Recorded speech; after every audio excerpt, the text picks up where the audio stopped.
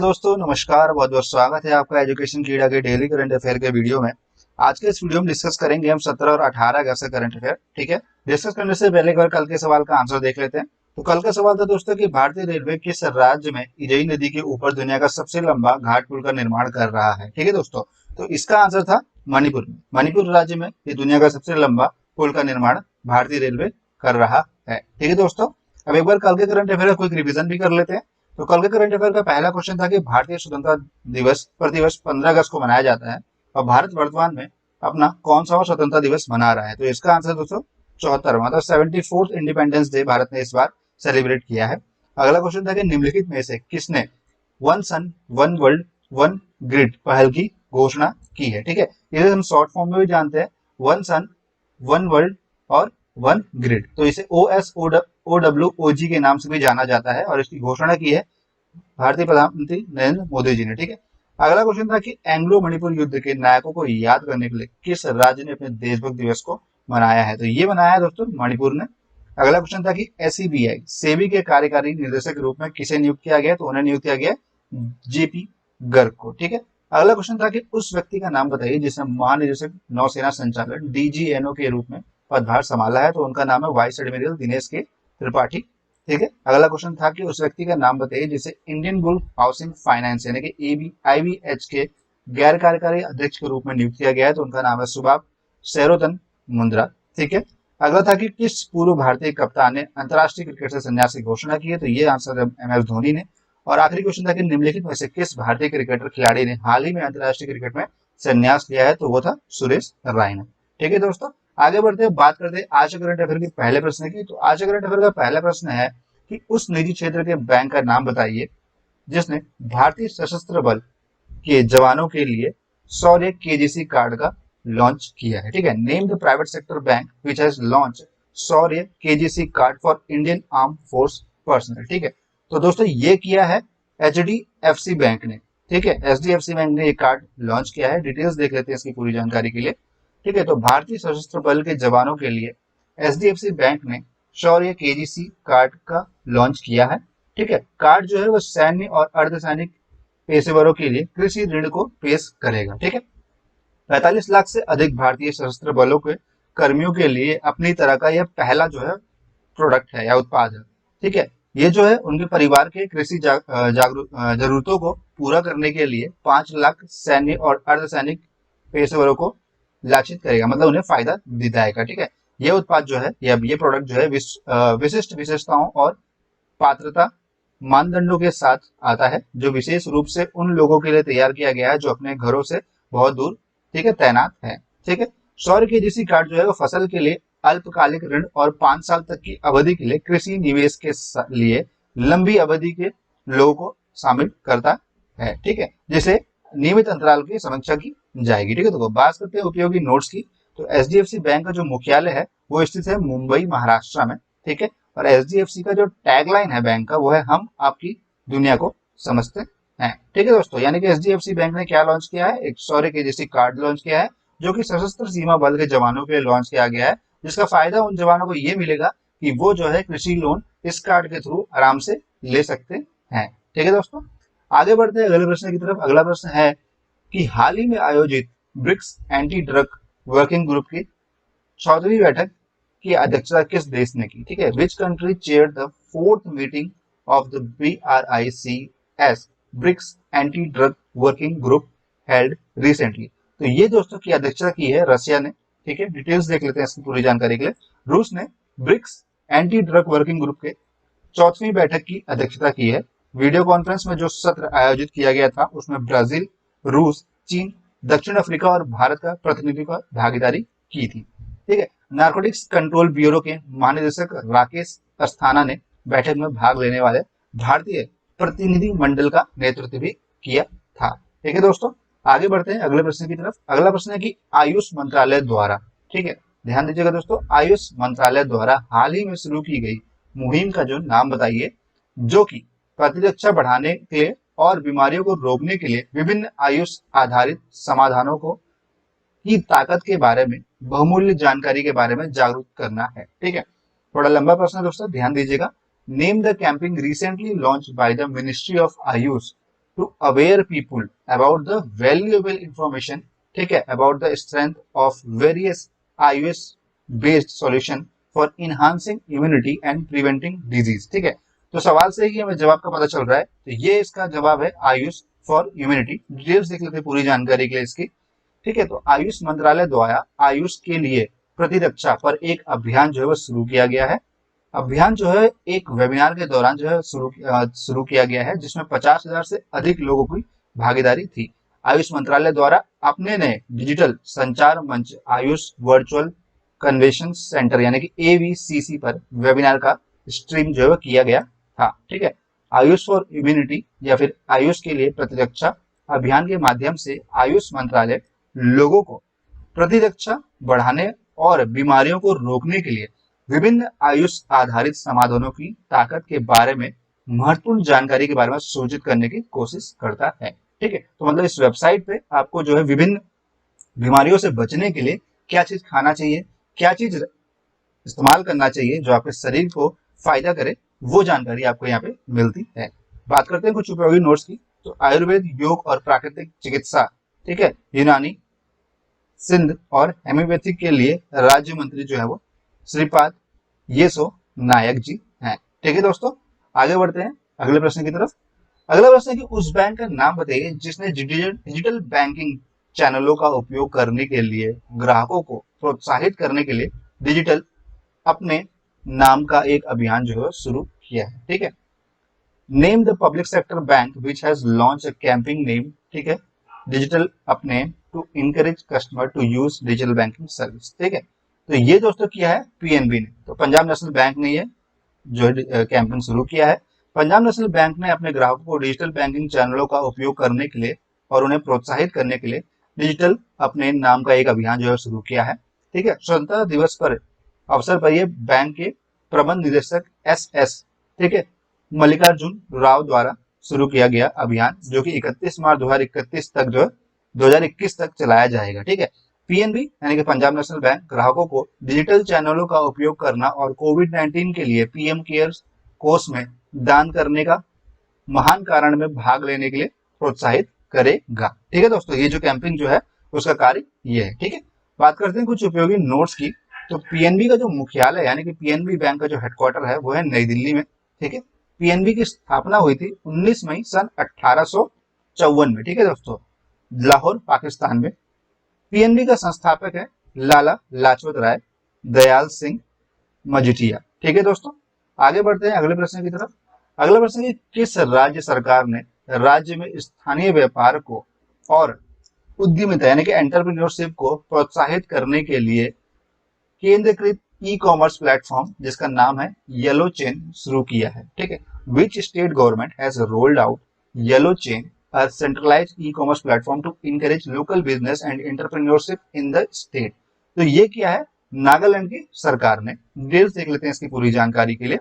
नागालैंड के मुख्यमंत्री, ठीक है, नेफ्यू रियो ने राज्य की जनता को स्थायी आर्थिक गतिविधि के लिए अपने स्वयं के स्थान से उत्पादों या सेवाओं में स्थायी व्यवसाय बनाने के लिए एक एकीकृत ई-कॉमर्स जो है प्रणाली येलो चेन नाम का शुरू की है। ठीक है, येलो चेन राज्य के लोगों के लिए एक एकीकृत मंच के रूप में कार्य करेगा, जहां कोई भी विक्रेता, ठीक है, सेवा प्रदाता, व्यक्ति या समूह स्वयं को पंजीकृत कर सकता है, यानी कि अपने आप को रजिस्टर कर सकता है उस पोर्टल पे और अपने उत्पादों, ट्रेंडों और कौशल सेवाओं आदि को अपलोड कर सकता है, ताकि नागरिकों और खरीदारों को चीज पहुंची जा सके। ठीक है, तो बेसिकली एक ई कॉमर्स वेबसाइट की तरह से आप समझ लीजिए, जैसे कि फ्लिपकार्ट हो गया या अमेजन हो गया, उसी की तरह एक ई कॉमर्स जो प्लेटफॉर्म लॉन्च किया है जिसका नाम है येलो चेन। ठीक है, ये किया है लॉन्च नागालैंड गवर्नमेंट ने। ठीक है, जहां पे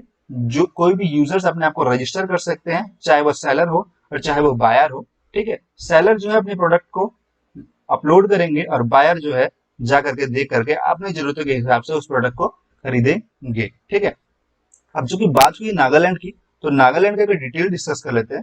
नागालैंड की राजधानी दोस्तों है कोहिमा। मुख्यमंत्री जैसे कि मैंने बताया नेफ्यू रियो। राज्यपाल है यहाँ के RN रवि। लोकसभा की सीटें यहाँ पे 2, राज्यसभा की सीटें यहाँ पे 1 और विधानसभा की सीटें दोस्तों यहाँ पे 60। ठीक है, प्रमुख राष्ट्रीय उद्यान की बात करें तो यहाँ पे ननटंकी राष्ट्रीय उद्यान है। ठीक है, ये जो लाल एरिया है दोस्तों, रेड हाइलाइटेड एरिया, यही भारत के मैप में नागालैंड का एरिया है। ठीक है दोस्तों, अब बात करते हैं अगले प्रश्न की। अगला प्रश्न है कि उस व्यक्ति का नाम बताइए जिसे गो एयर एयरलाइंस, ठीक है, गो एयर एयरलाइंस का मुख्य कार्यकारी अधिकारी के रूप में नियुक्त किया गया है। Name the person who has been appointed as the chief executive officer, यानी कि CEO of go air airline. ठीक है, तो इनका नाम है कौशिक खोना। ठीक है, कौशिक खोना को सीईओ के रूप में नियुक्त किया गया है। कहाँ के लिए? गो एयर एयरलाइंस के लिए। ठीक है, तो डिटेल्स देख लेते हैं इसकी। कौशिक खोना को गो एयर एयरलाइंस के मुख्य कार्यकारी अधिकारी के रूप में नियुक्त किया गया है। वह जो है विनय दुबे का स्थान लेंगे, मतलब इससे पहले विनय दुबे जो है वो सीईओ के रूप में कार्यरत थे। कहाँ पे? गो एयर में। ठीक है, गो एयर जो है वो मुंबई की महाराष्ट्र में स्थित एक भारतीय कम लागत वाली एयरलाइन कंपनी है। यह भारतीय व्यापार समूह वीडियो यानी वीडिया समूह के स्वामित्व में है। ठीक है, अब चूंकि बात करते हैं कुछ उपयोगी नोट्स की, तो गो एयर का जो मुख्यालय है वो मुंबई महाराष्ट्र में है। ठीक है, और गो एयर का जो संस्थापक है उनका नाम है जहांगीर वाडिया। ठीक है, गो एयर की स्थापना हुई थी सन 2005 में। ठीक है दोस्तों, ये जो आप तस्वीर देख पा रहे हैं ये है गो एयर एयरलाइंस की, और ये जो तस्वीर देख पा रहे हैं इनका नाम है कौशिक खोना। ठीक है दोस्तों, आगे बढ़ते हैं अगले प्रश्न की तरफ। अगला प्रश्न है कि उस व्यक्ति का नाम बताइए जिसे ई मोबिलिटी स्टार्टअप द्वारा नियुक्त किया गया है। ई बाइक गो का इसको ब्रांड एम्बेसडर भी बनाया गया है। ठीक है, name the person who has been appointed by an e mobility startup e bike go as its brand ambassador. ठीक है, मतलब कि ई बाइक गो के ब्रांड एम्बेसडर रूप में किसे अपॉइंट किया गया है, किसे नियुक्त किया गया है? तो ये किया गया है क्रिकेटर हरभजन सिंह को। ठीक है, डिटेल्स देख लेते हैं इसकी पूरी जानकारी के लिए। तो अमृतसर स्थित ई मोबिलिटी स्टार्टअप ई बाइक गो ने भारतीय क्रिकेटर हरभजन सिंह को अपना ब्रांड एम्बेसडर जो है नियुक्त किया गया है। ठीक है, वह कंपनी को खुद को अपग्रेड करने में मदद करेंगे और कंपनी की वेबसाइट और पूरी मीडिया में अभियान में सक्रिय उपस्थिति भी देंगे। ठीक है, इस एसोसिएशन ने के साथ हाल ही में घोषित सरकार ने नई इलेक्ट्रॉनिक व्हीकल ईवी पॉलिसी का उद्देश्य इलेक्ट्रिक मोबिलिटी के लिए बड़े पैमाने पर अपील और सकारात्मक आवाज और व्यापक रूप से अपनाना है। ठीक है, जिसे 2022 तक 10% electronic two wheeler market share पर कब्जा करना भी है। ठीक है दोस्तों, चूंकि बढ़ते पॉल्यूशन को देखते हुए अब ई बाइक्स की तरफ ज्यादा ध्यान जा रहा है गवर्नमेंट का और कंपनियों का, और उसी के लिए ये जो है ई बाइक गो भी कार्य करेगा। ठीक है, जो ई मोबिलिटी स्टार्टअप है। ठीक है दोस्तों, आगे बढ़ते हैं अगले प्रश्न की तरफ। अगला प्रश्न, किस राज्य सरकार ने पढ़ाई तुहार पारा नाम का एक छात्र केंद्रित योजना जो है शुरू किया है? ठीक है, which state government has announced to launch a student center scheme named as Padhai Tuhar पारा? तो ये किया हुआ है छत्तीसगढ़ गवर्नमेंट ने। डिटेल्स देख लेते हैं इसकी पूरी जानकारी के लिए। ठीक है, तो छत्तीसगढ़ सरकार ने पढ़ाई तुहार पारा नाम से एक छात्र केंद्रित योजना जो है वह शुरू की है। परियोजना स्कूली छात्रों को कोरोना वायरस प्रकोप के कारण कक्षाओं में निलंबन के मद्देनजर अपने इलाकों और गांव में समुदाय की मदद से अध्ययन करने में अनुमति देगा। ठीक है, तो कोरोना वायरस की वजह से जो छात्रों की पढ़ाई में नुकसान हो रही है उसकी पूर्ति करने के लिए छत्तीसगढ़ सरकार ने ये जो अभियान जो है शुरू किया है, या ये जो ना शुरू किया है। ठीक है, और भी है कि बुलतू की बोल एक ब्लूटूथ आधारित कार्यक्रम जो है वो दूरस्थ क्षेत्र में रहने वाले छात्रों को अध्ययन सामग्री प्रदान करने के लिए रोल आउट जो है किया गया है, मतलब लॉन्च किया गया है, और इंटरनेट सुविधा तक पहुंचाना नहीं है। ठीक है दोस्तों, सभी 14 नगर निगम में 70 मोबाइल चिकित्सा इकाइयों की मदद से लोगों को उनके घर पर स्वास्थ्य सुविधाएं देने के लिए मुख्यमंत्री स्वास्थ्य योजना शुरू की जाएगी। ठीक है, राधा भाई, ठीक है, डायग्नोस्टिक सेंटर योजना रियायती दरों पर लोगों को पैथोलॉजी और अन्य परीक्षण सुविधाओं देने के लिए शुरू की जाएगी। ठीक है, तो छत्तीसगढ़ गवर्नमेंट ने कई सारे स्कीम जो है शुरू किए हैं, जिसमें वो छात्रों की पढ़ाई के नुकसान की पूर्ति के लिए जो कुछ स्कीम उन्होंने लॉन्च किया है। ठीक है, कई ऐसे छात्र हैं जहां तक जिनके पास तक स्टडी मटेरियल नहीं हो पहुंच पाता क्योंकि वो सिटी एरिया से बहुत दूर रहते हैं, तो उसके लिए उन्होंने बुलटू की बोल नाम के एक अभियान जो है शुरू किया हुआ है, और साथ ही साथ उन्होंने कई जगह पर स्वास्थ्य को बढ़ाने के लिए भी कई सारे अभियान जो है शुरू किए हुए हैं। ठीक है, अब चूंकि बात हुई छत्तीसगढ़ की, तो डिटेल्स डिस्कस कर लेते हैं छत्तीसगढ़ का। छत्तीसगढ़ का जो गठन हुआ था वो हुआ था 1 नवंबर सन 2000 को। राजधानी है यहाँ का नया रायपुर। मुख्यमंत्री यहाँ पे भूपेश सिंह बेघल। ठीक है, राज्यपाल यहाँ पे अनुसुईया उइका।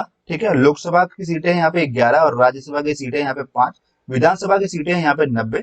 प्रमुख राष्ट्रीय उद्यान की बात करें तो इंद्रावती राष्ट्रीय उद्यान, ठीक है, कंगेर घाटी राष्ट्रीय उद्यान और गुरु घासीदास राष्ट्रीय उद्यान जो है यहाँ पे हैं। तो बहुत ही इंपॉर्टेंट डिटेल्स है आपके एग्जाम के लिए, ठीक है दोस्तों। आगे बढ़ते हैं अगले प्रश्न की तरफ। अगला प्रश्न है कि उस व्यक्ति का नाम बताइए जिसे भारत सरकार ने सीमा सुरक्षा बल यानी कि बीएसएफ का नया महानिदेशक नियुक्त किया गया, ठीक है। Name the person who has been appointed by the government of India as the new director general of border security force यानी कि बीएसएफ। तो ये दोस्तों किया गया राकेश अस्थाना को, ठीक है दोस्तों। डिटेल्स इसकी देख लेते हैं। राकेश अस्थाना, तो भारत सरकार ने राकेश अस्थाना को सीमा सुरक्षा बल यानी कि बीएसएफ का नया महानिदेशक नियुक्त किया है। वर्तमान में DG Indo Tibetan border police ITBP प्रमुख एसएस देसवाल इस साल मार्च से बीएसएफ का अतिरिक्त प्रभार जो संभाल रहे थे, ठीक है। मतलब अभी तक जो है आईटीबीपी के जो डीआईजी हैं वो अभी तक बीएसएफ के महानिदेशक का जो कार्यकाल जो संभाल रहे थे, लेकिन अब जो है राकेश अस्थाना जी को नियुक्त किया गया है, ठीक है। अस्थाना जी वर्तमान में नार्कोटिक कंट्रोल ब्यूरो यानी कि एनसीबी के अतिरिक्त प्रभार के साथ bureau of civil aviation security यानी बीसीएएस की कमान भी संभाल रहे हैं, ठीक है। पाकिस्तान के साथ लगभग 2280 किलोमीटर लंबी सीमा पर तैनात सीमा रक्षक बल यानी कि बीएसएफ का जो पूर्णकालिक प्रभार ग्रहण जो करेंगे, ठीक है। अब बात करते हैं कुछ उपयोगी नोट्स की। तो बीएसएफ का जो गठन हुआ था वो हुआ था 1 दिसंबर सन 1965 में और बीएसएफ का जो मुख्यालय वो है नई दिल्ली में। तस्वीर में जिन्हें आप देख पा रहे हैं इन्हीं का नाम राकेश अस्थाना जी हैं, जिन्हें बीएसएफ के महानिदेशक के रूप में नियुक्त किया गया है, ठीक है दोस्तों। अब बात करते हैं अगले प्रश्न की। अगला प्रश्न है कि उस कंपनी का नाम बताइए जिसने पूरे भारत में प्रभावित क्षेत्रों में लोगों को कई सार्वजनिक अलर्ट भेजने के लिए बाढ़ पूर्वानुमान की पहल करने के लिए केंद्रीय जल आयोग के साथ जो है भागीदारी की है, ठीक है। Name of the company which has partnered with the central water commission यानी कि सीडब्ल्यूसी के नाम से भी इसे जाना जाता है in order to take flood forecasting initiative to send numerous public alert to people impacted region across, ठीक है। मतलब कि उस कंपनी का आपको नाम बताइए जिसने फोरकास्ट यानी कि बाढ़ के बारे में पहले से ही पता करने के लिए सीडब्ल्यूसी के साथ जो है पार्टनरशिप किया है। तो ये किया है दोस्तों गूगल यानी कि ऑप्शन सी जो है हमारा सही आंसर है। डिटेल्स देख लेते हैं इसकी पूरी जानकारी के लिए। भारत ने गूगल और केंद्रीय जल आयोग सीडब्ल्यूसी ने पिछले कई महीनों से भारत भर में बाढ़ का पूर्वानुमान की पहल जो है की है, ठीक है। केंद्रीय जल आयोग पूरे भारत में लगभग 1000, ठीक है, स्ट्रीम बैग का उपयोग करके घंटों के आधार पर जल स्तर रखने वाला गूगल का पहला जो है सरकारी जो साझेदारा किया है, ठीक है। जल स्तर कहाँ पे बढ़ रहा है, कहाँ पे जो है डेंजर लेवल से आगे जा रहा है, खतरे लेवल से आगे जा रहा है, इसका जो है पहले से ही सारा डिटेल्स रखने के लिए गूगल के साथ जो है सीडब्ल्यूसी ने ये पार्टनरशिप किया है। बात करते हैं कुछ उपयोगी नोट्स की। तो केंद्रीय जल आयोग के अध्यक्ष है राजेंद्र कुमार जैन और केंद्रीय जल आयोग का मुख्यालय है सेवा वन नई दिल्ली में, ठीक है दोस्तों। आगे बढ़ते हैं अगले प्रश्न की तरफ। अगला प्रश्न है कि पूर्व भारतीय क्रिकेटर और उत्तर प्रदेश के मंत्री का नाम बताइए जिनका हाल ही में निधन हो गया है। उन्हें 1981 में अर्जुन पुरस्कार से सम्मानित भी किया गया था, ठीक है। Name of the former Indian cricketer and Uttar Pradesh minister who passed away recently he was honored with the Arjuna Award in 1981। तो ये किया गया था दोस्तों चेतन चौहान जी को, ठीक है। डिटेल्स देख लेते हैं इसकी। तो पूर्व भारतीय क्रिकेटर और उत्तर प्रदेश के मंत्री चेतन चौहान जी का निधन हो गया है। उन्होंने अपने 12 साल के लंबे क्रिकेट करियर के दौरान भारत के लिए 40 टेस्ट मैच खेले थे जिसमें 16 अर्धशतक 2 विकेट लेकर के 2084 रन जो है बनाए थे। चेतन चौहान को 1981 में अर्जुन पुरस्कार से सम्मानित किया गया था। उन्हें महाराष्ट्र और दिल्ली के लिए रणजी ट्रॉफी भी उन्होंने खेली थी, ठीक है। वह 2018 में उत्तर प्रदेश मंत्रिमंडल में युवा और खेल मंत्री थे और उन्होंने यूपी मंत्रिमंडल में सैनिक कल्याण, होमगार्ड, पीआरडी और नागरिक सुरक्षा मंत्री के रूप में भी कार्य किया है। तस्वीर में जिन्हें आप देख पा रहे हैं यही जिनका नाम चेतन चौहान है, ठीक है दोस्तों। अब बात करते हैं आज के सवाल की, ठीक है। आज का सवाल है कि सत्यपाल मलिक जो कि गोवा के गवर्नर थे अब उन्हें हटा करके किस राज्य का गवर्नर जो है बना दिया गया, ठीक है। सत्यपाल मलिक जो पहले गोवा के गवर्नर थे अब उन्हें हटा करके किस राज्य के गवर्नर के रूप में नियुक्त किया गया, ठीक है। तो आंसर दोस्तों आप इसे हमें कमेंट बॉक्स में कमेंट करके बता सकते हैं, ठीक है। जिसका भी आंसर सही होगा हम उसको अपनी वीडियो में डिस्कस करेंगे, ठीक है दोस्तों।